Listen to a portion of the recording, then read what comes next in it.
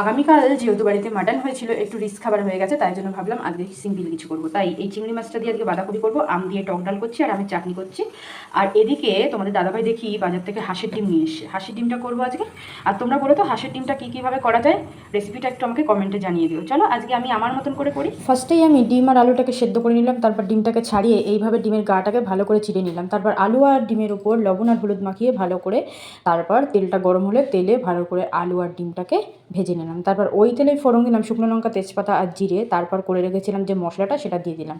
এখানে ছিল পেঁয়াজ, রসুন, আদা, টমেটো এবং লঙ্কার পেস্ট। তারপরে ওই মশলার উপরে হলুদ, লবণ আর দিয়ে দিলাম সামান্য চিনি। এবার ওই ভালো করে কষিয়ে মশলাটাকে ডিম আর আলুটাকে দিয়ে ভালো করে আবারও কষিয়ে তারপর দিয়ে দিলাম পরিমাণ মতন জল। এবার ডিমটা ফুটে আসলে, একটু ঝোলটা শুকিয়ে আসলে গরম মশলা দিয়ে নামিয়ে নিলাম। আজকের মতো রেডি একদম ডিমের ঝোলটা। তোমাদের ভিডিওটা কেমন লাগলো অবশ্যই আমাকে কমেন্টে জানিও। ভালো লাগলে লাইক, কমেন্ট, শেয়ার করে দিও।